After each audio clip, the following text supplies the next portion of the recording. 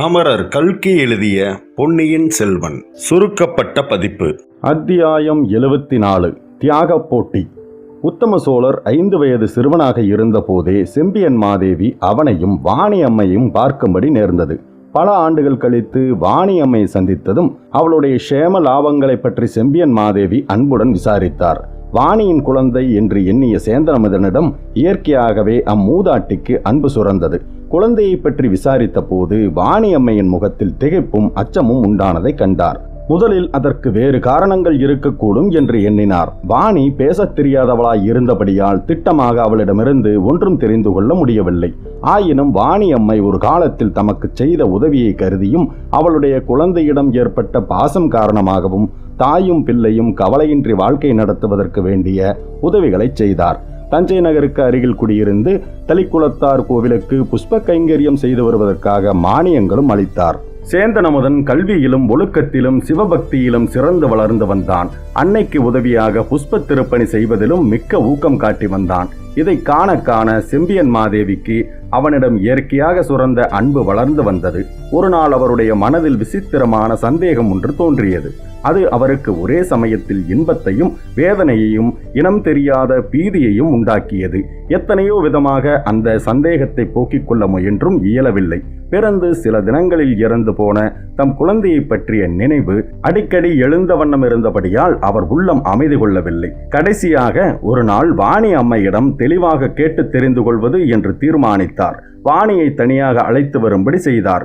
இறந்து போன தம் குழந்தையை வாணியிடம் கொடுத்து ஒருவரும் அறியாமல் புதைத்து விட்டு வரச் சொன்னார் அல்லவா? அவ்வாறு புதைத்த இடத்தில் அதன் ஞாபகார்த்தமாக பள்ளிப்படை கோவில் ஒன்று எழுப்ப வேண்டும் என்று சொல்லி புதைத்த இடத்தை சொல்லும்படி கேட்டார். இந்த பழைய நிகழ்ச்சிகளை பற்றி ஞாபகமே அவருக்கு துன்பம் அளித்தது. செவிடும் ஊமையுமான வாணியிடம் இதையெல்லாம் சமிக்கை பாஷையினால் கேட்க வேண்டியதாக இருந்தது. அது அவருக்கு மேலும் சொல்ல முடியாத வேதனையை அளித்தது. அவருடைய கேள்விகளுக்கு விடை கூற வாணி மிகவும் தயங்கினாள். கடைசியாக பேரரசியின் கட்டளையை மீற முடியாமல் உண்மையை சொல்லிவிட்டாள். புதைப்பதற்காக தன்னிடம் கொடுக்கப்பட்ட குழந்தை உண்மையில் இறக்கவில்லை என்பதையும் அதை தனக்கு கருத்திருமன் என்பவன் எடுத்து காட்டியதையும் பின்னர் அரசியிடம் திரும்பி வந்தால் என்ன நேரிடுமோ என்று அஞ்சி கருத்திருமனுடன் திருமறைக்காடு சென்றதையும் சில காலத்திற்கெல்லாம் கருத்திருமன் தன்னை விட்டுவிட்டு போய்விட்டபடியால் தான் திரும்பி பழையாறைக்கு வந்ததையும் விவரமாக கூறினாள். சேந்தனமுதன் உண்மையிலேயே தன் வயிற்றில் 10 மாதம் சுமந்து பெற்ற பிள்ளைதான் என்பதை அறிந்ததும் செம்பியன் மாதேவி ஒரு புறத்தில் எல்லையற்ற ஆனந்தமடைந்தார். அவர் உடம்பெல்லாம் சிலிர்த்து பூரித்தது. கண்களில் தாரை தாரையாக கண்ணீர் பொழிந்தது. மகனே என்று கூவிச் சென்று சேந்தனமுதனை கட்டி தழுவிக்கொள்ள வேண்டும் என்ற ஆர்வம் எழுந்தது.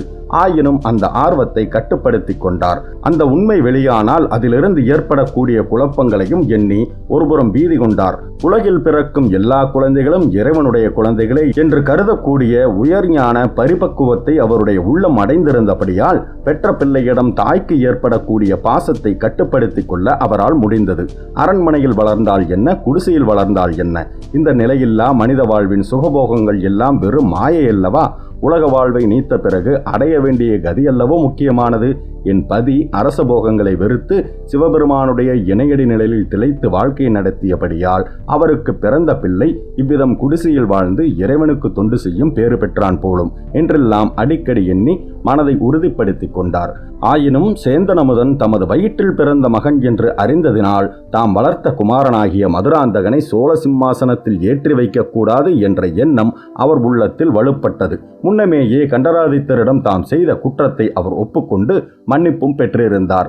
உன் வயிற்றில் பிறந்த குழந்தையாய் இருந்தால் என்ன, அனாதை பெண்மணிக்கு பிறந்த குழந்தையாக இருந்தால் என்ன, இறைவனுடைய திருக்கண்ணோட்டத்தில் இருவரும் சமமானவர்கள்தான். ஆகையால் மதுராந்தகனை உன் மகனைப் போலவே வளர்த்து வா. ஆனால் சோழ சிம்மாசனத்தில் அவன் ஏற வேண்டும் என்று ஆசைப்படாதே. அதற்கு இணங்கவும் இணங்காதே. அது நான் பிறந்த சோழகுலத்திற்கு துரோகம் செய்ததாகும். அப்படிப்பட்ட நிலைமை ஏற்படுவதாக இருந்தால் நீ உண்மையை ஒப்புக்கொள்வதற்கும் தயங்காதே என்று கண்டராதித்தர் தேவியிடம் சொல்லி அவ்வாறு வாக்குறுதியும் பெற்றிருந்தார். அந்த வாக்குறுதியை எப்படியும் நிறைவேற்றி வைக்க பெரிய பிராட்டி செம்பியன் மாதேவி நிச்சயித்திருந்தார். ஆனால் தங்களுடைய சொந்த குமாரன் வாணி அம்மையின் மகனாக குடிசையில் வளர்ந்து வருவதை அறியாமலேயே அந்த மகான் சிவபதம் அடைந்து விட்டார். இது தெரிந்திருந்தால் அவர் என்ன செய்திருப்பார்? சேந்தனமுதன் விஷயத்தில் எவ்வாறு நடந்து கொள்ள வேண்டும் என்று கட்டளையிட்டிருப்பார். இதை குறித்து செம்பியன் மாதேவி எவ்வளவோ முறை சிந்தனை செய்தார். இறைவனுடைய சித்தத்தினால் இவ்விதம் நேர்ந்துவிட்டது. ஊமையின் மகன் அரண்மனையில் வளர வேண்டும் என்பதும் பேரரசரின் மகன் குடிசையில் வளர வேண்டும் என்பதும் இறைவனுடைய திருவுள்ளம். அதில் நாம் குறுக்கிடக்கூடாது. அதை மாற்ற முயல்வதால் பல குழப்பங்கள் விளையும். தம் வளர்ப்பு குமாரனின் மனம் அதனால் பெரிதும் புண்படும். அத்தகைய பாவத்தை செய்யக்கூடாது என்று முடிவாக தீர்மானித்துக் கொண்டார். இறைவனுடைய திருவருளில் அவர் கொண்டிருந்த இணையில்லாத நம்பிக்கையின் துணையினாலேதான் மேற்கூறிய தீர்மானத்தை அவர் காரியத்தில் நிறைவேற்றுவதும் சாத்தியமாயிற்று. ஆயினும் அடிக்கடி சேந்தனமுதனை பற்றி அவரால் நினைக்காமல் இருக்க முடியவில்லை. அவனுடைய நினைவு வரும்போதெல்லாம் இயற்கையான தாய்ப்பாசம் அவருடைய உள்ளத்தில் பொங்கி பெருகாமலும் இருப்பதில்லை. இந்த போராட்டமானது அவருடைய இதய ஆழத்திலேயே பல ஆண்டு காலமாக நிகழ்ந்து கொண்டிருந்தது. நெடுங்காலமாக அணை போட்டு தடுத்து வைக்கப்பட்டிருந்த வெள்ளம் திடீரென்று ஒரு நாள் அணையை உடைத்து கொண்டு கிளம்புவது உண்டு அல்லவா? அப்போது வெள்ளம் எவ்வளவு சக்தியுடனும் வேகத்துடனும் பாய்ந்து செல்லும் என்பதை பலர் பார்த்து அனுபவித்து இருப்பார்கள். செம்பியன் மாதேவியின் உள்ளத்தில் அணை போட்டு தடுத்து வைக்கப்பட்டிருந்த தாய்ப்பாசமாகிய உணர்ச்சி வெள்ளமும் இப்பொழுது கரையை உடைத்து கொண்டு பாய்ந்தது. முதன் மந்திரி அனிருத்தர் தேவியின் திருவயிற்றில் உதித்த தேவர் என்று குறிப்பிட்டதுதான் அவ்வாறு செம்பியன் மாதேவி உள்ளத்தின் அணை உடைவதற்கு காரணமாயிற்று. அந்த வார்த்தைகளை அனிருத்தர் கூறியவுடன் செம்பியன் மாதேவி 10 மாத காலம் குழந்தையை தம் வயிற்றில் வைத்து வளர்த்த அனுபவம் அவ்வளவையும் ஒரு வினாடி பொழுதில் மறுபடியும் அனுபவித்தார். தம்மை மறந்து தாம் செய்து கொண்டிருந்த சங்கல்பத்தையும் மறந்து சேந்தனமுதனை என் மகனே என்று அழைக்கவும் அவனை தழுவிக்கொண்டு கண்ணீர் பெருக்கவும் நேர்ந்தது. இவ்விதம் செம்பியன் மாதேவி உணர்ச்சி பெருக்கினால் மெய்மறந்த நிலையில் இருந்த போதிலும் அமுதன் கூறிய வார்த்தைகள் அவருடைய மனதில் நன்கு பதிந்திருந்தன. தாயே, என்னை மகனே என்று அழைக்க இப்போதேனும் தங்களுக்கு உள்ளம் உவந்ததோ என்று கூறினான் அல்லவா? அவ்வார்த்தைகளின் கருத்து என்ன? அமுதனுக்கும் அவனை பெற்ற அன்னை யார் என்பது முன்னமே தெரியுமா? தெரிந்தும் இத்தனை காலம் அதை வெளிக்காட்டிக் கொள்ளாமல் இருந்தானா? சற்று நேரம் வார்த்தைகளால் சொல்ல முடியாத பரவச நிலையில் இருந்த பிறகு செம்பியன் மாதேவி தம் மனதை திடப்படுத்திக் கொண்டு, மகனே, உனக்கு முன்னமே தெரியுமா நான் உன்னை 10 மாதம் சுமந்து பெற்ற பாவி என்று? தெரிந்து என் மீது கோபம் கொண்டிருந்தாயா? அதனால்தான் என்னிடம் அதை பற்றி கேட்காமல் இருந்தாயா என்று தழுதழுத்த குரலில் கூறினார். அப்போது சேந்தனமுதன் கடல் மடை திறந்தது போல பின்வருமாறு உணர்ச்சி நிறைந்த வார்த்தைகளை பொழிந்து தள்ளினான். தாயே, நான் தங்கள் வயிற்றில் பிறந்த பாக்கியசாலி என்பதை சில காலமாக அறிந்திருந்தேன். உலகம் போற்றும் புண்ணியவதியாகிய தாங்கள் ஒரு நாள் என்னை மகனே என்று அழைக்க வேண்டும் என்று தவம் செய்து கொண்டிருந்தேன். தங்களுடைய மகன் என்ற சொல்லுக்கு தகுதியாவதற்கு பிரயத்தனம் செய்து வந்தேன். அல்லும் பகலும் சிவபெருமானுடைய திருவடிகளை தியானித்துக் கொண்டிருந்தேன். தாங்களே என்னை அழைக்காவிட்டாலும் நானே தங்களிடம் வருவதாகத்தான் தீர்மானித்திருந்தேன். ஆனால் இந்த ராஜ்யத்தின் உரிமை விஷயம் தீரட்டும் என்று காத்திருந்தேன். தங்களை அன்னை என்று அழைக்கும் உரிமையை நான் வேண்டினேன். ராஜ்யத்திற்கு உரியவர் யார் என்பது நிச்சயமான பிறகு தங்களிடம் வந்து தாய் உரிமை கோர விரும்பினேன். தாங்கள் என்னை மகனே என்று தங்கள் திருவாயினால் அழைத்தீர்கள் அல்லவா? இந்த நாளை காண நான் உயிரோடு இருந்தேன் அல்லவா? இதுவே போதும். நான் பாக்கியசாலி ஆகிவிட்டேன். இனி ஒன்றும் எனக்கு வேண்டாம். இங்கு இப்போது நடந்தது இங்கு உள்ளவர்களுக்கு மட்டும் தெரிந்திருக்கட்டும். வேறு யாருக்கும் தெரிய வேண்டாம். ராஜ்யத்தில் மேலும் குழப்பங்கள் விளைய வேண்டாம். கோடிக்கரைக்கு உடனே புறப்பட்டு போவதற்கு எனக்கும் பூங்குழலிக்கும் விடை கொடுத்து அனுப்புங்கள். இந்த வார்த்தைகள் பெரிய பிராட்டி செம்பியன் மாதேவியின் உள்ளத்தில் உண்டாக்கி உணர்ச்சி புயலை சொற்களினால் விவரிக்க முடியாது. விம்மலும் கண்ணீரும் கலந்த மெல்லிய குரலில், குழந்தாய், நீ என் உத்தம புதல்வன். நீயே தெய்வாம்சம் பொருந்திய என் கணவரின் உத்தம குமாரன் என்று கூறினார். இவ்வளவு நேரமும் சுந்தர சோழர், சின்ன பழுவேட்டரையர், இளைய பிராட்டி குந்தவை தேவி ஆகியவர்கள் பிரமித்து போயிருந்தார்கள். அங்கே வெளியான ரகசியமும் அதனால் விளையக்கூடிய பலாபலன்களும் அவர்களுடைய உள்ளங்களில் பெரும் கொந்தளிப்பை உண்டாக்கின. அவர்களில் குந்தவைதான் முதலில் பேசும் சக்தி பெற்றாள். தந்தையே, பெரிய பிராட்டியார் மதுராந்தகருக்கு பட்டம் கட்டக்கூடாது என்று பிடிவாதம் பிடித்ததின் காரணம் இப்போதுதான் தெரிகிறது. சுந்தர சோழரும் அப்போது பிரமிப்பும் திகைப்பும் நீங்கி, ஆமாம் குமாரி, ஆனால் அந்த காரணம் இப்போது நீங்கிவிட்டது. என் பெரிய அன்னையின் திருவயிற்றில் உதைத்த உத்தம புதல்வனுக்கு முடிசூட்டுவதில் இனிமேல் அவருக்கு ஆட்சேபம் இருக்க முடியாது அல்லவா என்றார். செம்பியன் மாதேவி சிறிது பரபரப்புடன் சுந்தர சோழரை பார்த்து, சக்கரவர்த்தி, என் குமாரன் சற்று முன்பு கூறிய வார்த்தைகளை கேட்கவில்லையா? இந்த செய்தி இங்கே உள்ளவர்களைத் தவிர வேறு யாருக்கும் தெரியவே வேண்டாம். என் மகன் ராஜ்ய உரிமை கோரவில்லை. அதை தங்கள் முன்னால் அவன் வாயினாலேயே தெரிவித்து விட்டானே என்றார். ஆம் பிரபு, இந்த சோழ ராஜ்யத்தில் ஏற்கனவே உள்ள சிக்கல்கள் போதும். என்னால் வேறு புதிய சிக்கல்கள் உண்டாக வேண்டாம். எனக்கு விடை கொடுங்கள். என்னையும் என்னை மணந்து கொள்ள உவந்த பூங்குழலியும் ஆசீர்வதித்து அனுப்புங்கள். பூங்குழலி, இங்கே வா என்றான் அமுதன். வாசற்படியின் அருகில் நின்று கொண்டிருந்த பூங்குழலி உள்ளே வந்தாள். சேந்தன் அமுதனும் பூங்குழலியும் முதலில் செம்பியன் மாதேவிக்கு நமஸ்காரம் செய்தார்கள். பின்னர் சக்கரவர்த்தியை வணங்கினார்கள். எழுந்து நின்றதும் சேந்தன் அமுதன், பிரபு, நாங்கள் உடனே கோடியக்கரை போக விடை கொடுங்கள். தாயே, விடை கொடுங்கள் என்றான். செம்பியன் மாதேவி சக்கரவர்த்தியை பார்த்து, ஆமையா, இவர்களுக்கு விடை கொடுத்து அனுப்புவோம். எனக்கு விருப்பமான போது நான் கோடிக்கரை சென்று இவர்களை பார்த்து கொள்கிறேன் என்றார். சுந்தர சோழர், அது ஒரு நாளும் இயலாத காரியம். நான் விடை கொடுக்க மாட்டேன் என்றார். முதன் மந்திரி குறுக்கிட்டு, சக்கரவர்த்தி, எதுவும் இப்போது தீர்மானம் செய்ய வேண்டாம். இன்னும் சில தினங்கள் இவர்கள் என் இல்லத்திலேயே இருக்கட்டும். பெரிய பிராட்டியின் மகன் கிடைத்து விட்டார். ஆனால் சின்ன பழுவேட்டரையரின் மருமகன் இன்னும் கிடைக்கவில்லை. அவரை பற்றிய செய்தி வரும் வரையில் இவர்கள் இங்கே இருக்கட்டும். அதுவரை இங்குள்ளவர்களைத் தவிர வேறு யாருக்கும் இந்த ரகசியம் தெரிய வேண்டாம் என்றார். அருள்மொழியிடமாவது அவசியம் சொல்லித்தான் ஆக வேண்டும் என்றாள் இளைய பிராட்டி குந்தவை தேவி. சுந்தர சோழர் உடனே குறுக்கிட்டு, தேவி, எது எப்படி ஆனாலும் ஆகட்டும். இத்தனை தினங்கள் கழித்து இன்றைக்கு தங்கள் திருவயிற்றில் உதித்த மகன் உங்களிடம் வந்திருக்கிறான். உங்களை உடனே பிரிப்பதற்கு நான் சம்மதிக்க மாட்டேன். சில தினங்களாவது இங்கே நீங்கள் சேர்ந்திருங்கள். என் அரண்மனையிலேயோ முதன் மந்திரியின் மாளிகையிலேயோ தங்கியிருங்கள். ராஜ்யத்தின் உரிமையை பற்றிய முடிவான தீர்மானமான பிறகு இவர்களை கோடிக்கரை அனுப்புவது பற்றி யோசிக்கலாம். அதுவரையில் இங்குள்ளவர்களைத் தவிர வேறு யாருக்கும் இச்செய்தி தெரிய வேண்டாம் என்றார். அத்தியாயம் 75. அந்தப்புறத்து சிறை. அருள்மொழிவர்மரின் மனது பெரிதும் கலக்கம் அடைந்திருந்தது. ராஜ்ய உரிமை சம்பந்தமாக சோழ நாட்டில் எழுந்த கொந்தளிப்பின் வேகம் நாளுக்கு நாள் அதிகமாகிக் கொண்டிருந்ததே அதற்கு முக்கிய காரணமாகும். அவர் மக்களை அமைதிப்படுத்துவதற்காக போன இடங்களிலெல்லாம் மக்களின் ஆவேசம்தான் அதிகமாயிற்று. பொன்னியின் செல்வரே எங்கள் மன்னர், அருள்மொழிவர்மரே திருமுடி சூட வேண்டும் என்பன போன்ற கோஷங்கள் எங்கெங்கும் எழுந்து நாலாபுரமும் முழங்கி எதிரொலி செய்தன. இவற்றுடன் போட்டியிட்டு கொண்டு பழுவேட்டரையர்கள் வாழ்க, கொடுங்கோளரான கொடும்பாளூர் வேளார் வீழ்க என்பவை போன்ற கோஷங்களும் சிற்சில இடங்களில் கேட்கும். அத்தகைய இடங்களில் அதிக பலம் தேடலாம் என்று இளவரசர் நெருங்கிச் சென்றால் உடனே அங்குள்ளவர்களும் பொன்னியின் செல்வர் வாழ்க என்று முழங்கத் தொடங்கினார்கள். ஏன், கோட்டை காவலுக்காக மாற்றி நியமிக்கப்பட்டிருந்த பழுவூர் வீரர்கள் கூட பொன்னியின் செல்வரை கண்டதும் தங்கள் பழைய கோஷங்களை கைவிட்டுவிட்டு அருள்மொழிவர்மரே திருமுடி புனைய வேண்டும், ஈழம் கொண்ட வீராதி வீரர் பொன்னியின் செல்வர் நீடூடி வாழ வேண்டும் என்று முழங்கலானார்கள். இவ்வாறு தம்முடைய முயற்சி பொதுமக்களிடையிலும் போர் வீரர்களிடத்திலும் வெற்றி பெறாமல் போனது மட்டுமின்றி தம் கருத்திற்கு மாறான சூழ்நிலை பலப்பட்டு வருவதைக் கண்டு பொன்னியின் செல்வர் சங்கடமடைந்தார். சில தினங்களாக மதுராந்தகத்தேவர் காணப்படாமல் இருந்தது வேறு அவருடைய கவலையை அதிகமாக்கியது. இதன் பொருட்டு சின்ன பழுவேட்டரையர் கொடும்பாளூர் வேளார் மீது குற்றம் கூறிக்கொண்டிருந்தது அவருக்கு தெரிந்திருந்தது. அதற்கு காரணம் இல்லை என்று சொல்ல முடியாது.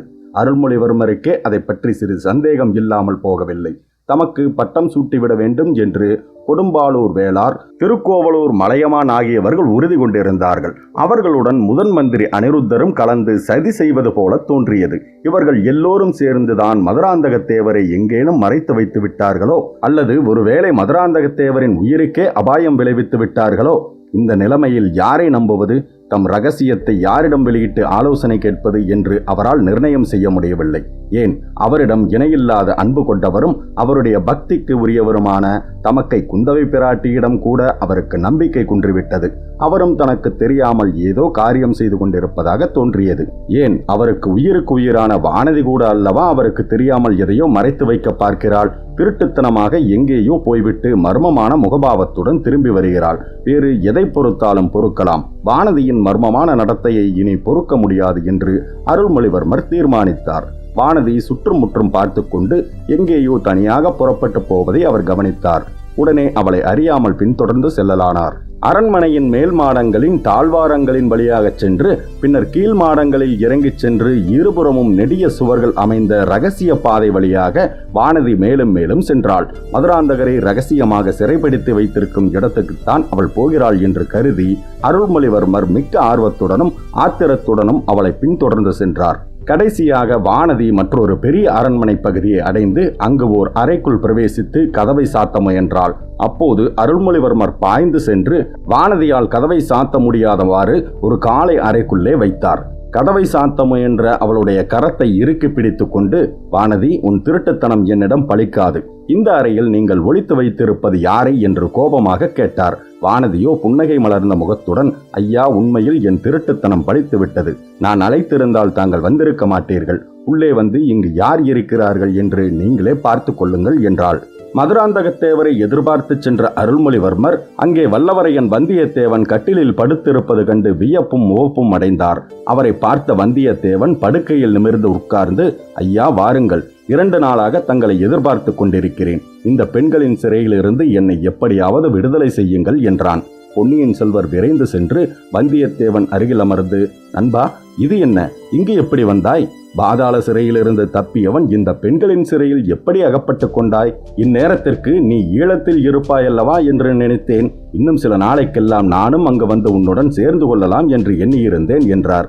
ஆம் இளவரசே, இந்நேரத்திற்கு நான் ஈழ நாட்டில் இருக்க வேண்டியவன்தான். அங்கே பாண்டிய வம்சத்தாரின் மணிமுடியும் அவர்களுக்கு இந்திரன் தந்த ரத்தினஹாரத்தையும் தேடிக்கொண்டிருக்க வேண்டியவன். சைவ பைத்தியமான சேந்தனமுதனை கொல்லாமல் தடுக்க முயன்று இந்த துர்கதிக்கு உள்ளானேன். ஈட்டி என் மேல் பாய்ந்ததும் நினைவிழந்து விழுந்தேன். இந்த பெண்மணிகளின் சிறைக்கு எப்படி வந்து சேர்ந்தேன் என்பது எனக்கு தெரியாது. கருணை கூர்ந்து நான் இங்கிருந்து தப்பி செல்வதற்கு உதவ வேண்டும். இல்லாவிட்டால் தங்கள் அருமை சகோதரரும் என் அருமை தலைவருமான ஆதித்த கரிகாலரை கொன்றதாக என் பேரில் வீண் பழியை சுமத்தி விடுவார்கள் என்றான் வந்தியத்தேவன்.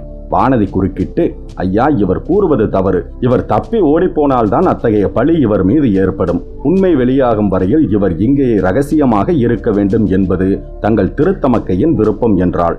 இதை கேட்டுக்கொண்டே அச்சமயம் அவ்வறையினுள் பிரவேசித்த குந்தவை, தம்பி, ஒரு சந்தோஷமான சமாச்சாரம். அதை தெரிவிப்பதற்குத்தான் நான் விரைந்து ஓடி வந்தேன். மறைந்திருந்த மதுராந்தகத்தேவர் வெளிப்பட்டு விட்டார். சோழகுலத்து முன்னோர்கள் செய்த தவம் வீண் போகவில்லை. ராஜ்யம் என்ன ஆகுமோ என்று நீ கவலைப்பட வேண்டியதில்லை. அவர் வேண்டாம் என்று சொன்னாலும் நாம் பிடிவாதமாக பிடித்து அவருக்கு மகுடாபிஷேகம் செய்து வைக்க வேண்டும் என்றாள் இளைய பிராட்டி.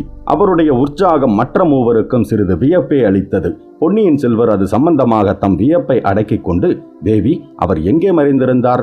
எதற்காக? எப்படி வெளிப்பட்டார் என்று கேட்டார். நமக்கு அருகிலேயே அவர் இருந்து வந்தும் நம்மாலேதான் கண்டுகொள்ள முடியாமல் போயிற்று. தம்பி, செம்பியன் மாதேவியின் திருவயிற்றில் உதித்தவர்தான் சோழ சிம்மாசனத்தில் ஏற தகுந்தவர். உன் சித்தப்பாவுக்குத்தான் அந்த ராஜ்யம் நியாயமாக உரியது. நீ மகுடம் புனையலாம் என்ற எண்ணத்தை அடியோடு விட்டுவிடு. ஒரு அதிசயத்தை கேள் தம்பி. 4 நாளைக்கு முன்னால் நம் சித்தப்பாவிற்கு ஒரு பெரிய கண்டம் வந்தது. கொலைகாரன் ஒருவன் அவர் மீது குத்தீட்டியை வீசி எறிந்து கொல்ல பார்த்தான். சோழகுலத்தில் இன்னொரு அகால மரணம் ஏற்பட்டிருக்கும். அப்படி நேராமல் தடுத்த வீராதி வீரர் யார் தெரியுமா?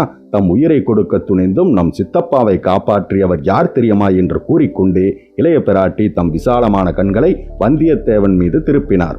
அந்த கண்களில் ததும்பும் அன்பும் ஆர்வமும் நன்றியும் நன்மதிப்பும் ஆதரவும் அனுதாபமும் வந்தியத்தேவனது நெஞ்சின் அடிவாரம் வரையில் சென்று அவனை திக்குமுக்காடச் செய்தன. பொன்னியின் செல்வரோ வியப்பு கடலில் ஆழ்ந்தவராக, இது என்ன அக்கா, எனக்கு புரியவில்லையே. என் தோழனும் இது பற்றி எனக்கு சொல்லவில்லையே என்றார். அவர் சொல்லி இருக்க மாட்டார். ஏனெனில் அவர் செய்த காரியத்தின் பெருமையை அவரே உணர்ந்திருக்க மாட்டார். சோழகுலம் அவருக்கு எவ்வளவு கடமைப்பட்டிருக்கிறது என்று அவருக்கே தெரியாது. அக்கா, புதிர் போடுவதைப் போல பேசுகிறீர்கள். எல்லாம் ஒரே மர்மமாக இருக்கிறதே. எங்களை வீண் திகைப்புக்கு உள்ளாக்காமல் விளக்கமாக சொன்னால் நல்லது. இந்த வானர்குல வீரர் மதுராந்தகரை எப்படி, எங்கே, எந்தவித அபாயத்திலிருந்து காப்பாற்றினார்? மதுராந்தகத்தேவர் இப்போது எங்கே என்று இளவரசர் கேட்டார். பொன்னியின் செல்வா, இதோ இன்னும் சில வினாடி பொழுதில் அவரே இங்கு வந்து விடுவார். நீ இங்கே வந்திருக்கிறாய் என்பது தெரிந்து இவ்விடம் அழைத்து வரச் சொல்லியிருக்கிறேன். அவர் வாய்மொழியாகவே கேட்டு தெரிந்து கொள், அல்லது எல்லாவற்றையும் கண்ணால் பார்த்த பூங்குழலியிடம் கேட்டு தெரிந்து கொள். இதோ அவர்கள் வருகிறார்கள் போலிருக்கிறது. ஆம், அச்சமயம் அறைக்கு வெளியில் காலடி சத்தம் கேட்டது. சற்று நேரத்திற்கெல்லாம் 4 பேர் உள்ளே வந்தார்கள். முதன் மந்திரி அனிருத்தர், ஆழ்வார்க்கடியான், பூங்குழலி, சேந்தனமுதன் ஆகியோர் வந்தார்கள். சேந்தனமுதன் மட்டும் வழக்கத்திற்கு மாறாக விசித்திரமாக உடை அணிந்திருந்தான். தலையில் இளவரசு கிரீடம் அணிந்து பட்டு பீதாம்பரமும் அரசகுலத்திற்குரிய ஆபரணங்களும் புனைந்திருந்தான். அறைக்குள் வந்த கோஷ்டியினரை உள்ளே இருந்தவர்கள் சிறிது வியப்புடன் பார்த்தார்கள். சகோதரி, மதுராந்தகர் வருவார் என்றல்லவோ சொன்னீர்கள், அவரை காணோமே என்றான் அருள்மொழி. தம்பி, இது உன் முன்னால் நிற்கிறாரே, இளவரசு கிரீடம் அணிந்து, இவர்தான் செம்பியன் மாதேவியின் திருவயிற்றில் உதித்த சிவஞான கண்டராதித்தரின் புதல்வர். இவர்தான் நமக்கெல்லாம் சித்தப்பன் முறை பூண்ட சிவபக்தி செல்வர். இத்தனை காலமும் சேந்தனமுதன் என்ற பெயருடன் அஞ்ஞாத வாசம் செய்து வந்தார். சோழகுலம் செய்த பாக்கியத்தினால் இன்றைக்கு வெளிப்பட்டு வந்தார்.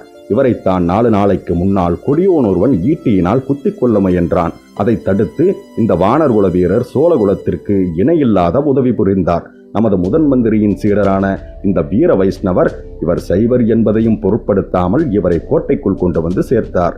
இச்சமயத்தில் திருமலை குறுக்கிட்டு, தேவி, இச்சைவருக்கு நான் எந்த விதத்திலும் உதவியும் செய்யவில்லை, செய்ய விரும்பவும் இல்லை. வல்லத்து இளவரசரை பல்லக்கில் கொண்டு வருவது சாத்தியமாகும் பொருட்டு இவருக்கு மாறுவேடம் புனைந்து யானையில் ஏற்றி வந்தேன் என்றான். உடனே குந்தவை, ஆம் ஆம், திருமலை நம்பி இரு வகையில் பேருதவி புரிந்திருக்கிறீர்கள். மதுராந்தக தேவருக்கு இளவரசு கிரீடம் அணிவித்து யானை மீது ஏற்றிக் கொண்டு வந்த போது உண்மையிலேயே இந்த நாட்டின் சிம்மாசனத்திற்குரியவரை அழைத்து வருகிறோம் என்று உங்களுக்கு தெரிந்திருக்காது. தம்பி, இத்தனை காலமும் மதுராந்தக தேவர் என்று நாம் எல்லோரும் எண்ணியிருந்தவர் உண்மையில் மதுராந்தக தேவர் அல்ல. இவர்தான் சோழகுலத்தின் தவப்பயனாக மூத்த எம்பிராட்டியின் வயிற்றில் உதித்தவர். நாம் அறிய முடியாத இறைவன் திருவிளையாடல் இவரை இத்தனை காலமும் குடிசையில் வாழ்ந்திருக்க செய்திருக்கிறது. ஆயினும் சோழர் தொல்குடியில் பிறந்ததனால் வந்த குணாதிசயங்கள் இவரிடம் குடிகொண்டிருந்ததை நாம் எல்லோரும் ஒவ்வொரு சமயமும் பார்த்து வியந்திருக்கிறோம். முன்னொரு சமயம் உன்னை இவரும் பூங்குழலியும் கோடிக்கரையிலிருந்து நாகப்பட்டினம் வரையில் கொண்டு போய் சேர்த்ததை மறக்க முடியுமா? இவர்தான் உண்மையில் நம் சித்தப்பா என்பதை இன்று செம்பியன் மாதேவியின் வாய்மொழியாகவும் அறிந்தோம். இவரும் ஒப்புக்கொண்டார். தம்பி, இந்த புண்ணிய தினத்தில் இவரை இவருடைய சொந்த அரண்மனைக்கு வரவேற்கிறேன். இத்தனை காலமும் நம்மை விட்டு பிரிந்து வாழ்ந்தவரை இன்று நம் குடும்பத்தோடு ஒன்று சேர்ந்து விடும்படி அழைக்கிறேன். இத்தனை நாளும் பிரிந்திருந்தவர் நம்மோடு வந்து சேர்ந்த வைபவத்தை எவ்வளவோ விமரிசையாக கொண்டாட வேண்டும். அதற்கு தகுதியான காலம் இதுவல்ல. இந்த செய்தியை எவ்வளவு தூரம் வெளியில் தெரியாமல் நமக்குள் வைத்துக் கொள்கிறோமோ அவ்வளவு நல்லது. ஆகையால் நமக்குள்ளேயே இந்த வைபவத்தை நடத்தி கொள்ளலாம். சித்தப்பா, இப்படி வாருங்கள். நெடுநாளைய பிரிவிற்கு பின்னர் இன்று சோழர் குலத்தில் வந்து சேர்ந்ததற்காக எங்கள் மகிழ்ச்சியை வேறு விதத்தில் தெரிவித்துக் கொள்ள முடியவில்லை. எம் அருமை சகோதரர்கள் வெளியூருக்கு போகும்போதும் சரி, திரும்பி வரும்போதும் சரி, அவர்கள் நெற்றியில் நான் திருநீறு பூசி குங்குமத்திலகம் இடுவது வழக்கம். அதுபோலவே இன்று திரும்பி வந்து சேர்ந்த தங்கள் நெற்றியில் திருநீரும் குங்குமமும் இடுகிறேன். இவ்விதம் கூறிவிட்டு இளைய பிராட்டி குந்தவை தேவி சேந்தனமுதன் என்று இத்தனை காலமும் பெயர் வழங்கிய மதுராந்தகன் நெற்றியில் திருநீரும் குங்குமமும் இட்டார். அப்போது முதன் மந்திரி அனிருத்தர் சோழகுலத் தோன்றல் இளங்கோ மதுராந்தகத்தேவர் நீடூடி வாழ்க என்று ஆசி கூறினார். வாழ்க வாழ்க என்று ஆழ்வார்க்கடியான் நம்பி எதிரொலி செய்தான். அத்தியாயம் 76. குற்ற விசாரணை. தஞ்சைபுரி அரண்மனையின் ரகசிய மந்திராலோசனை மண்டபத்தில் பராந்தக சுந்தர சோழ சக்கரவர்த்தி சிம்மாசனத்தில் வீற்றிருந்தார். அரண்மனை பெண்களில் முக்கியமானவர்கள் அவர்களுக்கு இருமருங்கிலும் அமர்ந்திருந்தார்கள். சோழ நாட்டு அமைச்சர்களும் தளபதிகளும் அரசிலங்குமரர்களும் சக்கரவர்த்தியின் முன்னிலையில் வணக்கமான பாவனையில் நின்று கொண்டிருந்தார்கள். சக்கரவர்த்தி சபையில் கூடியிருந்தவர்களை கண்ணோட்டமாக பார்த்துவிட்டு, அழைத்தவர்கள் எல்லோரும் வந்திருக்கிறீர்களா? கடம்பூர் மன்னரை காணோமே என்றார். தந்தையும் மகனும் விரைவில் இங்கு வந்து சேர்வார்கள் என்றான் பார்த்திவேந்திரன். சக்கரவர்த்தி மேலும் பேசலானார். முதல் மந்திரி, என் மனதில் உள்ள எண்ணங்களை நன்கு அறிந்திருக்கிறீர்கள். எனக்கும் என் குலத்திற்கும் மிகவும் வேண்டியவர்களை இங்கே இப்போது அழைத்திருக்கிறேன். எதற்காக அழைத்தேன் என்பதையும் என் கருத்தையும் நீங்கள் தான் இவர்களுக்கு எடுத்துச் சொல்ல வேண்டும். என்னை காட்டிலும் தெளிவாக உம்மால் சொல்ல முடியுமல்லவா என்றார். ஆம் சக்கரவர்த்தி என்று முதலமைச்சர் கூறிவிட்டு சபையோரை பார்த்து சொன்னார். பல காரணங்களினால் சக்கரவர்த்தியின் உள்ளம் புண்பட்டிருப்பதை நீங்கள் அனைவரும் அறிவீர்கள். வீராதி வீரனான மூத்த மகனை சமீபத்தில் நம் மன்னர் பறிகொடுக்க நேர்ந்தது. இளவரசர் இறந்த காரணமோ இன்னமும் மர்மமாக இருந்து வருகிறது. 3 ஆண்டு காலமாக அந்த வீர திருமகனை நம் அரசர் பார்க்கவில்லை. காஞ்சியில் பொன் மாளிகை கட்டிவிட்டு தந்தையை அங்கே வந்து தங்கியிருக்க வேண்டும் என்று கரிகாலர் செய்திக்கு மேல் செய்தி விடுத்தார். ஆயினும் சக்கரவர்த்தி போகவில்லை. அதன் காரணம் நீங்கள் எல்லோரும் அறிந்ததே. இந்த தஞ்சை மாநகரில் சக்கரவர்த்தி சின்ன பழுவேட்டரையரின் பாதுகாப்பில் இருந்து வந்தார். நாடு நகரங்களில் பலவித வதந்திகள் உலவி வந்தன. அத்தகைய சந்தர்ப்பங்களில் சக்கரவர்த்தி தஞ்சையை விட்டு சென்றால் பழுவேட்டரையர்களிடம் அவருக்கு நம்பிக்கை குன்றிவிட்டதாக யாரேனும் எண்ணக்கூடும் அல்லவா? அத்தகைய எண்ணத்திற்கு இடம் கொடுக்க சக்கரவர்த்தி விரும்பவில்லை. நம் அரசர் சொல்வதற்கு தயங்கக்கூடிய ஒரு செய்தியை நான் வெளிப்படையாக சொல்கிறேன். அதற்காக இங்கே கூடியுள்ள மன்னர் குலத் தலைவர்கள் என்னை மன்னிக்க வேண்டும். நம் அரசர் சில காலமாக உடல் நோயுற்று கால்களின் சக்தியை இழந்திருந்தார். அதனால் அவர் உள்ளம் நலிவுற்றிருந்தது. ஆனால் அதை காட்டிலும் அதிகமாக அவர் உள்ளத்தை புண்படுத்திய மனநோய் ஒன்றும் இருந்தது. சோழர் பெருங்குலத்திற்கு உற்ற துணைவர்களாகவும் பரம்பரையாக அக்குலத்துடன் உறவு பூண்டவர்களாகவும் இந்த பெரிய சோழ சாம்ராஜ்யத்தை தாங்கும் வைரத் தூண்களாகவும் இருந்த நீங்கள் ஒருவர் மீது ஒருவர் வேற்றுமைப்பட்டு பகைமை பூண்டிருந்தது நம் சக்கரவர்த்தியின் உள்ளத்தை புண்படுத்தி உடல் நோயையும் வளர்த்து வந்தது. யானை மேல் துஞ்சிய வீர சொர்க்கம் அடைந்த ராஜாதித்தரின் தலைமையில் நீங்கள் அனைவரும் ஒருமுகமாக தக்கோலத்தில் போர்க்களத்தில் சண்டையிட்டீர்கள். அந்த போர்க்களத்தில் ராஜாதித்தர் எதிர்பாராத வீரமரணம் அடைந்தபடியால் சோழப்படை தோல்வியுற்றது. ஆனாலும் உங்களுடைய வீரத்தினாலும் உறுதியினாலும் ஒற்றுமையினாலும் அத்தோல்வியையே வெற்றியாக மாற்றினீர்கள். இழந்த தொண்டை மண்டலத்தையும் கங்க மண்டலத்தையும் திரும்ப கைப்பற்றினீர்கள். சேவூர் போர்க்களத்தில் பாண்டியர்களை முறியடித்து பாண்டிய நாட்டை கைப்பற்றி நமது நேர் ஆளுகைக்குள் கொண்டு வந்தீர்கள். ஈழ நாட்டில் மகிந்தனை புறங்கண்டு புலிக்கொடியை உயர்த்தினீர்கள். இவ்வளவு அரும்பெரும் காரியங்களை நீங்கள் அனைவரும் ஒருமைப்பட்டு சோழ சாம்ராஜ்யத்தின் நலமே உங்கள் நலம் என்று கருதி வந்ததினாலே சாதிக்க முடிந்தது. அத்தகைய நன்னிலைமை சில ஆண்டுகளாக மாறிவிட்டது. எக்காரணத்தினாலோ உங்களுக்குள் மனவேற்றுமை ஏற்பட்டு விட்டது. 2 கட்சிகளாக பிரிந்து விட்டீர்கள். இந்த பிளவை நீக்க வேண்டும் என்று நமது அரசர் பெருமான் எவ்வளவோ பாடுபட்டார். தமக்கு பிறகு அரசுரிமை யாருக்கு என்பது பற்றித்தான் உங்களுக்கு வேற்றுமை என்பதை அறிந்தார். நீங்கள் யாரும் அதை நேர்முகமாக சக்கரவர்த்தியிடம் சொல்லவில்லை. ஆனாலும் இணையற்ற அறிவாளியான நம் பேரரசர் அதை யூகித்து அறிந்தார். அரசுரிமை விஷயத்தை உங்கள் எல்லோருடனும் கலந்து மனம் விட்டு பேசி சமரசமாக தீர்த்து வைக்க விரும்பினார். அவ்விதம் அதை தீர்த்து வைத்த பின்னரே காஞ்சிக்கு செல்வது என்று எண்ணியிருந்தார். சிவஞான கண்டராதித்த பெருமானின் திருக்குமாரருக்கே இந்த சோழ சாம்ராஜ்யத்தை உரிமையாக்க எண்ணியிருந்தார். இதை ஆதித்த கரிகாலரும் ஒப்புக்கொள்ளச் செய்யலாம் என்று நம்பியிருந்தார். அதற்காகவே கரிகாலரை இங்கு வரும்படி சொல்லி அனுப்பி கொண்டிருந்தார். இதற்கிடையில் எதிர்பாராத துயர சம்பவம் நிகழ்ந்துவிட்டது. கரிகாலர் கடம்பூர் மன்னரின் மாளிகைக்கு வருகிறார் என்று அறிந்தபோது சக்கரவர்த்தி மனம் பூரித்தார். இதன் மூலம் உங்களுக்குள் ஏற்பட்டிருந்த வேற்றுமை நீங்கிவிடும் என்று எண்ணினார். கரிகாலர் சம்புவரையரின் திருக்குமாரியை மணந்து கொண்டால் முன்போல் நீங்கள் அனைவரும் ஒருமனப்படுவீர்கள் என்றும் ராஜ்ய உரிமை விஷயத்தை சுலபமாக தீர்த்து கொள்ளலாம் என்றும் எண்ணினார். நானும் அவ்விதமே நினைத்தேன். உங்களில் பலரும் அவ்விதமே எண்ணியிருப்பீர்கள். நம் திருக்கோவலூர் மன்னர் கூட அதனாலேதான் ஆதித்த கரிகாலர் கடம்பூர் செல்வதற்கு தடை சொல்லவில்லை. ஆனால் நம் எல்லோருடைய ஆசையும் பங்கமுற்றது. கடம்பூர் அரண்மனையில் இளவரசர் ஆதித்த கரிகாலர் அகால மரணம் அடைந்தார் என்று முதன் மந்திரி பேசிக் கொண்டிருக்கும் போதே அது எப்படி நேர்ந்தது என்பதை கண்டறிய போகிறோமா இல்லையா?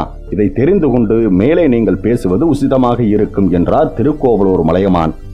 ஆமாம், அதை தெரிந்து கொள்ளாமல் மேலே எந்த யோசனையும் செய்வது சாத்தியமில்லை என்றார் சேனாதிபதி. வீரப்பெருமக்களே, நடந்தது நடந்துவிட்டது. போனதை பற்றி கிளறிக் கொண்டிருக்க வேண்டாம் என்று சக்கரவர்த்தி கருதுகிறார் என்றார் முதன் மந்திரி அனிருத்தர். அது எப்படி முறையாகும்? சோழகுலத்தின் நீதி பரிபாலனம் உலக பிரசித்தியானது. இந்த ராஜ்யத்தில் ஒரு திக்கற்ற அனாதை உயிரிழந்தாலும் அது எப்படி நேர்ந்தது என்று விசாரிக்கப்படுகிறது. அதற்கு யாராவது காரணம் என்று ஏற்பட்ட பின் தக்க தண்டனை விதிக்கப்படுகிறது. அப்படி இருக்க பட்டத்து இளவரசர் என்று முடிசூடிய இளங்கோவின் அகால மரணத்தை எவ்வாறு விசாரிக்காமல் விடுவது என்றார் சேனாதிபதி பெரிய வேளார். சுந்தர சோழர் பெருமூச்சு விட்டுவிட்டு, கொடும்பாளூர் மாமா, கேளுங்கள். என் அருமை மகன் அகால மரணம் அடைந்ததில் என்னை விட துயரம் வேறு யாருக்காவது இருக்க முடியுமா? நானே விசாரணை வேண்டாம் என்கிறேன். ஏன், இங்குள்ள யாரும் அதற்கு பொறுப்பாளி அல்ல என்று நான் நிச்சயமாக அறிந்துள்ளேன். நான் செய்த பாவத்தின் பயனாக என் மகனை பறிகொடுத்தேன். அதற்கு பிராயச்சித்தம் என்ன உண்டோ சொல்லுங்கள், செய்து விடுகிறேன். வேறு காரணம் தேட வேண்டாம் என்றார். பிரபு, தாங்கள் இப்படி சொல்வதனால் குற்றத்திற்கு பொறுப்பாளியான யாரையோ காப்பாற்ற விரும்புகிறீர்கள் என்று ஏற்படும். நாட்டு மக்கள் ஏற்கனவே இளவரசரது மரணத்தின் காரணம் பற்றி பலவாறு பேசிக்கொள்கிறார்கள். உண்மையை கண்டுபிடித்து வெட்ட வெளிச்சமாக்கி விடுவதுதான் நல்லது. குற்றவாளி யாராக இருந்தாலும் உரிய தண்டனைக்கு ஆளாக வேண்டியதுதான் என்றார் சின்ன பழுவேட்டரையர். 100 வார்த்தை. அது நேர்மையான இராஜாங்க முறை. இந்த பெரும் குற்றத்தை விசாரித்து தண்டிக்காவிட்டால் நாட்டு மக்களுக்கு நீதி பரிபாலனத்திலே இருக்கும் நம்பிக்கை குன்றிப் போய்விடும் என்றான் பார்த்திபேந்திரன். பெரியோர்களே, இதை பற்றி ஏன் இவ்வளவு யோசனையும் வாத பிரதிவாதமும்? இந்த சிறுவன் கூறுவது அதிக பிரசங்கித்தனமாக இருந்தால் மன்னித்து அருளுங்கள். இளவரசர் கரிகாலரை கொன்ற பாதகன் வந்தியத்தேவன். இன்னும் என்னத்திற்கு விசாரணை என்றான் கந்தமாறன். முதன் மந்திரி முதலில் பேசிக் கொண்டிருந்த போது கந்தமாறன் அங்கே வந்துவிட்டான். அவன் வந்திருந்ததை அவன் குரலை கேட்ட பிறகுதான் மற்றவர்கள் கவனித்தார்கள். உடனே சுந்தர சோழர், பிள்ளாய் கந்தமாறா, பெரிய சம்புவரையர் எங்கே என்று கேட்டார். சக்கரவர்த்தி, என் தங்கை மணிமேகலையை சாந்தப்படுத்த என் தந்தை முயன்று கொண்டிருக்கிறார். விரைவிலேயே வந்து விடுவார். இந்த மந்திராலோசனை சபையில் என்ன முடிவாகிறதோ அதை தாமும் ஏற்றுக்கொள்வதாக என்னிடம் சொல்லி அனுப்பினார் என்றான் கந்தமாறன். இளம் சம்புவரையரே, வந்தியத்தேவர்தான் இளவரசர் கரிகாலரை கொன்றதாக அவ்வளவு தீர்மானமாக சொல்கிறீர்கள். அது எப்படி? நீரே உம் கண்ணால் பார்த்தீர்களா, அல்லது பார்த்தவர் யாரேனும் சொன்னார்களா என்று முதன் மந்திரி கேட்டார். அமைச்சரையா, கைப்புண்ணுக்கு கண்ணாடி வேண்டுமா? இளவரசர் இறந்து கிடந்த இடத்தில் அந்த வானர்குல வீரன்தான் இருந்தான். அவன் முகத்தை பார்த்தாலே குற்றவாளி என்று எழுதி ஒட்டியிருந்தது போல தெரிந்தது. அதுவோ பழுவூர் இளையராணியின் அந்தப்புறம். அங்கே இவன் வேறு எதற்காக போனான்? குற்றவாளி இல்லாவிட்டால் பாதாள சிறையிலிருந்து ஏன் தப்பித்து ஓடியிருக்க வேண்டும் என்றான் கந்தமாறன். வந்தியத்தேவரும் பழமையான வானர்குலத்தில் தோன்றியவர். அவருடைய மூதாதையர் ஒரு சமயம் பெரிய ராஜ்யத்தையே ஆண்டார்கள். சோழர் குலத்திற்கு பெண் கொடுத்து உறவு பூண்டார்கள். குறுநில மன்னர் குலத்தில் வந்தவர்கள் மீது குற்றம் ஏற்பட்டால் சக்கரவர்த்தியே தர்மசாசனத்தில் வீற்றிருந்து விசாரித்து முடிவு செய்வதுதான் மரபு என்றார் முதன் மந்திரி அனிருத்த பிரம்மராயர். அச்சமயத்தில் பெரிய சம்புவரையர் அந்த மந்திர ஆலோசனை மண்டபத்தில் பிரவேசிக்கவே எல்லோருடைய கண்களும் அவர் பால் திரும்பின. அவர் முகத்தில் குடிகொண்டிருந்த வேதனையை அனைவரும் கவனித்தார்கள். கந்தமாறன் அவர் அருகில் சென்று மெல்லிய குரலில் கேட்டான், மணிமேகலை எப்படி இருக்கிறாள் என்று. அதற்கு சம்புவரையர், அப்படியேதான் இருக்கிறாள். உன் அன்னையை அவளுக்கு காவல் வைத்துவிட்டு வந்தேன் என்று உரத்த குரலில் கூறினார். சக்கரவர்த்தி சம்புவரையரை பார்த்து, ஐயா, தாங்கள் தங்கள் செல்வகுமாரியின் அருகில் இருப்பது அவசியமானால் அவ்வாறே செய்யலாம். நம்முடைய ஆலோசனையை நாளை வைத்துக் கொள்ளலாம் என்றார். இல்லை பிரபு, ஆதித்தர் மரணத்திற்கு பிறகு அவள் மனநிலை பாதிக்கப்பட்டு விட்டது. அவள் அருகில் நான் இருந்து பயன் ஒன்றுமில்லை என்றார் சம்புவரையர். அவர் பேச்சில் துணித்த வேதனை நிறைந்த துயரமான மனக்கசப்பும் அந்த சபையில் சிறிது நேரம் மௌனம் குடிகொள்ளும்படி செய்தது. அத்தியாயம் 77. யாருக்கு முடிசூட்டுவது? முதன் மந்திரி அனிருத்தர், ஐயா, தங்கள் மாளிகையில் நடந்த விபரீத சம்பவத்தை பற்றி பேசிக் கொண்டிருந்தோம். இளவரசர் தங்கள் மாளிகையில் அகால மரணம் அடைய நேர்ந்ததினால் தங்கள் உள்ளம் எவ்வளவு புண்பட்டிருக்கிறது என்பதை நாங்கள் எல்லோரும் உணர்ந்திருக்கிறோம். அதற்கு தங்களை எந்த விதத்திலும் பொறுப்பாக்க சக்கரவர்த்தி விரும்பவில்லை. ஆனாலும் நாடு நகரங்களில் நானாவிதமான வதந்திகள் பரவாமல் இருக்கும் பொருட்டு இளவரசரின் மரணம் எவ்விதம் நேர்ந்தது என்று நிச்சயமாக தெரிந்தால் நல்லது அல்லவா?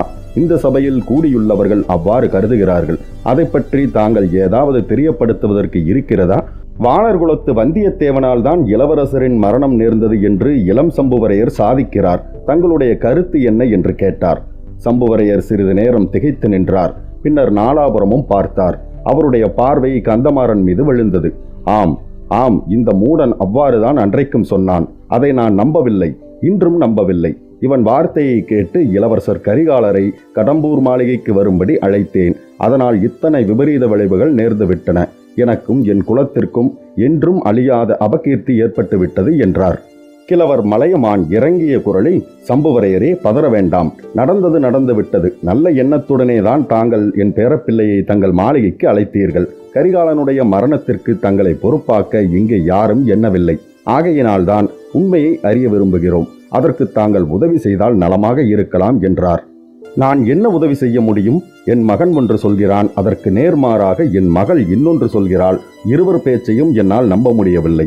எனக்கும் உண்மை தெரியவில்லை. கண்களை கட்டி காட்டிலே விட்டது போல இருக்கிறது. உண்மையில் நடந்ததை அறிவதற்கு என்னை காட்டிலும் தனாதிகாரி பெரிய பழுவேட்டரையர் உதவி செய்யக்கூடும். அவரை கேளுங்கள். அவர்தான் எல்லாவற்றிற்கும் மூல காரணம். அவர்தான் முதலில் மதுராந்தகத்தேவரை ரகசியமாக கடம்பூருக்கு அழைத்து வந்தார். என் மகளை அவருக்கு மனம் செய்து கொடுக்கும்படியும் சொன்னார். அதிலிருந்து என் குடும்பத்திற்கு சனியன் பிடித்தது. பின்னர் பெரிய பழுவேட்டரையர் தமது இளையராணியை அழைத்து கொண்டு வந்தார். காஞ்சியிலிருந்து இளவரசரையும் வரப்பண்ணினார். 2 பேரையும் என் மாளிகையில் விட்டுவிட்டு போய்விட்டார். ஏன் போனார் என்று கேளுங்கள். அவருடைய இளையராணி இப்போது எங்கே போனார் என்றும் கேளுங்கள். இவ்விதம் சம்புவரையர் வெறி கொண்டவர் போல எதையெல்லாமும் பேசிக்கொண்டே போனார். சக்கரவர்த்தி குறுக்கிட்டு, போதும் போதும், நிறுத்துங்கள். இதனாலேதான் நடந்துவிட்ட காரியத்தை பற்றி விசாரணை ஒன்றும் வேண்டாம் என்று நான் சொன்னேன். நீங்கள் கேட்கவில்லை. ஏற்கனவே உங்களுக்குள்ளே இருக்கும் வேற்றுமை போதாதா? புதிய பூசல்கள் வேறு வேண்டுமா? சம்புவரையரே, உங்கள் மாளிகையில் நடந்ததற்கு நீங்கள் பொறுப்பாளி அல்ல. அதனாலேதான் உங்களை உடனே பாதாள சிறையிலிருந்து விடுவிக்கச் சொன்னேன். என் வீரப்புதல்வன் அகால மரணம் அடைந்ததற்கு என்னுடைய பழைய பாவங்கள் தான் காரணம். யார் பேரிலும் குற்றமில்லை. நீங்கள் அதை பற்றி ஒன்றும் சொல்ல வேண்டாம். பெரிய பழுவேட்டரையரும் எதுவும் சொல்ல வேண்டியதில்லை என்றார். அப்போது பெரிய பழுவேட்டரையர் சிம்ம கர்ஜனையைப் போல தொண்டையை கனைத்து கொண்டு பெரும் குரலில் பேசினார். சோழர்குல கோமானே, கருணை கூர்ந்து மன்னிக்க வேண்டும். நான் பேசாமல் இருக்கலாகாது. என் மனதில் உள்ளதை கூறியே ஆக வேண்டும். உண்மையை நான் அறிந்தபடி சொல்லியே ஆக வேண்டும். ஆம் பெருமானே, உண்மையை எதற்காக சொல்ல வேண்டும் என்றும் சொல்லாமலே என் பிரதிஜையை நிறைவேற்றிவிடலாம் என்றும் எண்ணியதுண்டு. சோழர் குலத்தைச் சேர்ந்தவர்களுக்கு ஆபத்து வருங்காலத்தில் காப்பாற்ற முடியாவிட்டால் என் தலையை நானே வெட்டிக்கொண்டு உயிர் விடுவேன் என பிரதிஜை செய்திருந்தேன். ஆதித்த கரிகாலரை காப்பாற்ற என்னால் முடியவில்லை. ஆகையால் என் பிரதிஜையை நிறைவேற்றியே தீர வேண்டும். அதற்கு முன்னால் எனக்கு தெரிந்த உண்மையை சொல்லிவிட விரும்புகிறேன். இல்லாவிட்டால் வீணான பல சந்தேகங்கள் ஏற்பட்டு வீண் பழிகள் சுமத்தப்பட ஏதுவாகும். இவ்வாறு பெரிய பழுவேட்டரையர் கூறி நிறுத்திய போது அந்த சபையில் பரிபூரண மௌனம் குடிகொண்டிருந்தது. சக்கரவர்த்தி தழுதழுத்த குரலில், மாமா, சற்று யோசியுங்கள். எதற்காக தாங்கள் நடந்து போன காரியங்களை பற்றி பேச வேண்டும்? இறந்தவர்களின் உயிர் திரும்பி வரப்போவதில்லை. தாங்கள் மனமறிந்து சோழகுலத்திற்கு எந்தவித துரோகமும் செய்திருக்க மாட்டீர்கள். ஆகையால் நடந்து போனதை மறந்துவிட்டு இனி நடக்க வேண்டியதை பற்றி பேசுவோம் என்றார். சோழர் குலத்திற்கு நான் எவ்வளவு பெரிய துரோகம் செய்திருக்கிறேன் என்று கூறியே தீர வேண்டும். தங்களுக்கும் எனக்கும் குலதெய்வமான துர்காதேவிதான் அவ்விதம் நேராமல் தடுத்தாள். அந்த அன்னை பரமேஸ்வரிக்கு என் காணிக்கையை செலுத்தியே தீர வேண்டும். கருணை கூர்ந்து நான் சொல்லப்போவதை செவிமெடுத்து கேளுங்கள் என்றார் பெரிய பழுவேட்டரையர். அவர் பேசுவதை தடை செய்ய முடியாது என்று அறிந்த சக்கரவர்த்தியும் சும்மா இருந்தார். பின்னர் பெரிய பழுவேட்டரையர் தாம் 3 ஆண்டுகளுக்கு முன்னால் சாலையோரத்தில் நந்தினியை சந்தித்தது, அவள் பேரில் மோகம் கொண்டது, அது முதல் எல்லாவற்றையும் ஒன்றையும் மறைக்காமல் எடுத்துச் சொன்னார். தம் சகோதரர் சின்ன பழுவேட்டரையர் அடிக்கடி எச்சரிக்கை செய்தும் தாம் பொருட்படுத்தாததை கூறினார். நந்தினியின் தூண்டுதலினால் மதுராந்தகத்தேவருக்கு சோழ சிம்மாசனத்தை உரிமையாக்க எண்ணியதையும் அதற்காக மற்ற சிற்றரசர்களுடன் சேர்ந்து சதி செய்ததையும் கூறினார். நந்தினியின் மூடு பல்லக்கில் மதுராந்தகனை அழைத்து போனதை பற்றியும் சம்புவரையர் மாளிகையில் நள்ளிரவில் நடந்த கூட்டத்தை பற்றியும் கூறினார். கடைசியாக கொள்ளிடத்து உடைப்பு வெள்ளத்தில் சிக்கிக் கொண்டதனால் பாண்டிய நாட்டு சதிகாரர்களின் திட்டம் என்னதென்று அறிந்து கொண்டதையும் விரைந்து திரும்பி கடம்பூர் சென்றதையும் கூறினார். இடும்பன்காரியின் உதவியினால் இரகசிய வழியில் சென்று அந்த புறத்தை அடைந்ததையும், யாழ் களஞ்சியத்தில் ஒளிந்திருந்து நந்தினிக்கும் இளவரசருக்கும் நடந்த உரையாடல்களை ஒட்டு கேட்கும் ஆர்வத்தினால் 1 நிமிடம் தாமதித்ததையும், அதற்குள் இளவரசர் மாண்டு விழுந்ததையும் தெரிவித்தார். அவரை தாங்குவதற்காக தாம் பாய்ந்து சென்றபோது விளக்கு அணைந்ததையும் விவரித்தார். சக்கரவர்த்தி, இவ்விதம் சோழர் குலத்திற்கு நான் பெரும் துரோகம் செய்தவனானேன். பாண்டிய நாட்டு சதிகாரர்களுக்கு என்னுடைய அரண்மனையிலேயே இடம் கொடுத்தேன். நம்முடைய பொக்கிஷத்திலிருந்து அவர்கள் சதி செயலுக்கு வேண்டிய பொருட்களை கொண்டு போக அனுமதித்தேன். தங்களையும் தங்கள் புதல்வர்கள் இருவரையும் ஒரே சமயத்தில் கொன்றுவிடுவதற்கு அந்த சதிகாரர்கள் திட்டமிட்டார்கள். தங்களை செவிடும் ஊமையுமான ஒரு தெய்வ பெண்மணி தன் உயிரை கொடுத்து காப்பாற்றினாள். பொன்னியின் செல்வரை கேவலம் அறிவற்ற மிருகமாகிய ஒரு யானை காப்பாற்றியது. நான் ஆதித்த கரிகாலனை காக்க முயன்று தோல்வியுற்றேன். அவருடைய அகால மரணத்திற்கு நானே ஆதியிலும் நடுவிலும் முடிவிலும் காரணமானேன். ஐயா, துர்கா பரமேஸ்வரியின் சன்னதியில் நான் எடுத்துக்கொண்ட பிரதிஜையை இதோ நிறைவேற்றுவேன் என்று கூறிவிட்டு தம் நீண்ட கரத்தில் பிடித்திருந்த வாளை வீசினார். அவருடைய நோக்கத்தை அறிந்து கொண்ட அனைவரும் திடுக்கிட்டு பிரமித்து நின்றார்கள். சிறிது சிறிதாக அவர் அருகில் வந்திருந்த பொன்னியின் செல்வர் மட்டும் சட்டென்று பாய்ந்து பெரிய பழுவேட்டரையரின் வாள் ஓங்கிய கரத்தை இறுக்கி பிடித்து கொண்டார். ஐயா, பொறுங்கள். வழிவழியாக சோழர் குலத்து மன்னர்களின் முடிசூட்டு விழாவின் போது பழுவேட்டரையர்கள் தான் கிரீடத்தை எடுத்து தலையில் வைப்பது வழக்கம். என் பட்டாபிஷேகத்தின் போதும் தங்கள் ஆகி வந்த கரத்தினால் தான் முடிசூட்ட வேண்டும். அதற்கு பிறகு தங்கள் விருப்பம் போல செய்து கொள்ளலாம். அதுவரையில் பொறுத்திருங்கள் என்றார். சுந்தர சோழர் உருக்கம் நிறைந்த குரலில் கூறினார். மாமா, இது என்ன வார்த்தை? இது என்ன காரியம்? தாங்கள் சோழ குலத்திற்கு அப்படி என்ன துரோகம் செய்து விட்டீர்கள்? ஒன்றுமில்லையே. என்னுடைய மகன்களுக்கு பதிலாக என் பெரியப்பாவின் மகனை சிம்மாசனத்தில் அமர்த்த எண்ணினீர்கள். அது சோழ குலத்திற்கு எப்படி துரோகம் செய்வதாகும்? என் மகன்களை காட்டிலும் என் பெரிய தந்தையாரின் மகனுக்கு சோழ குலத்திற்கு மணிமகுடம் புனைய அதிக உரிமை உண்டல்லவா? இப்போது கூட என் மனதில் உள்ளதை சொல்ல நீங்கள் அனுமதி கொடுத்தால் என்று அவர் சொல்லிக் கொண்டிருக்கும் போதே முதன் மந்திரி அனிருத்தர் குறுக்கிட்டு, பிரபு, இந்த நாடெங்கும் அருள்மொழிவர்மரே திருமுடி சூட வேண்டும் என்ற குரல்கள் ஒலிக்கின்றன. கண்டராதித்த தேவரின் திருக்குமாரரும் அதே உறுதியை கொண்டிருக்கிறார். பொன்னியின் செல்வரும் அதே முடிவுக்கு வந்துவிட்டார். இனி அதற்கு மாறாக யோசனை எதுவும் செய்வதில் பயன் ஒன்றுமில்லை என்றார். நீங்கள் யாரேனும் அவ்வாறு யோசனை செய்தாலும் நான் ஒப்புக்கொள்ள முடியாது என்றார் சேந்தனமுதனாகிய மதுராந்தகத்தேவர். என் மகன் கூறுவது சரி. இனி வேறு யோசனை செய்ய வேண்டியதில்லை என்றார் செம்பியன் மாதேவியார். அன்னையே, தங்கள் வார்த்தைக்கு எதிர்வார்த்தை கூறக்கூடியவர் இங்கு யாரும் இல்லை. கடவுளின் விருப்பத்தின்படி நடக்கட்டும். ஆனாலும் பழுவூர் மாமா நம் குலத்திற்கு துரோகம் செய்து விட்டதாக கூறி தம் உயிரை மாய்த்து கொள்ள விரும்புவது சரியில்லைதானே? தங்கள் திருக்குமாரர் முடிசூட்ட வேண்டும் என்று அவர் பிரயத்தனப்பட்டது சோழகுலத்திற்கு துரோகம் செய்தது ஆகாது அல்லவா என்றார் சக்கரவர்த்தி. பெரிய பழுவேட்டரையர் தொண்டையை கனைத்து கொண்டு கூறலானார். ஐயா, கேளுங்கள். என்னுடைய முயற்சி பலிதமாயிருந்தால் எவ்வளவு பயங்கரமான விபரீதம் நடந்திருக்கும் என்பதை கேளுங்கள். இதை நான் சொல்லாமலே என் உயிரை மாய்த்து கொள்ள விரும்பினேன். ஆயினும் இப்போது என் மனதை கல்லாக்கி கொண்டு உண்மையை சொல்லிவிட தீர்மானித்து விட்டேன். சக்கரவர்த்தி, நாங்கள் மகான் கண்டராதித்தரின் குமாரர் என்று எண்ணி சோழ சிம்மாசனத்தில் ஏற்றி வைப்பதற்கு இருந்தவன் சோழகுலத்திற்கு பரம்பரை பகைவனாகிய வீரபாண்டியனுடைய மகன். ஐயையோ, இல்லை, அப்படி இருக்க முடியாது என்றெல்லாம் அச்சபையில் குரல்கள் எழுந்தன. உங்களுக்கு நம்புவது கஷ்டமாகத்தான் இருக்கும். என் காதினாலேயே நான் கேட்டிராவிட்டால் நானும் நம்பியிருக்க மாட்டேன். அரசர்க்கரசே, என்னுடைய அவமானத்தை நான் மீண்டும் சொல்லிக் கொள்ள வேண்டியிருக்கிறது. 3 ஆண்டுகளுக்கு முன்னால் நான் எந்த பெண்ணின் முகலாவண்யத்தை கண்டு மயங்கி மோகவலையில் வீழ்ந்து அவளை என் அரண்மனையில் சர்வாதிகாரியாக்கி வைத்திருந்தேனோ அவள் வீரபாண்டியனுடைய மகள். அவள் வாயினால் இதை ஆதித்த கரிகாலரிடம் சொல்லியதை நான் என் காதினால் கேட்டேன். வீரபாண்டியனை ஆதித்த கரிகாலர் கொன்றதற்கு பழிக்கு பழி வாங்கவே பழுவூர் அரண்மனைக்கு அவள் வந்திருந்தாள். அதற்குத்தான் சமயம் பார்த்து கொண்டிருந்தாள். அந்த பாதகையும் அவளுடன் சதி செய்தவர்களும் கரிகாலரை கொன்றுவிட்டு வீரபாண்டியருடைய குமாரனையே சோழ சிம்மாசனத்தில் ஏற்றி வைக்க திட்டமிட்டிருந்தார்கள்.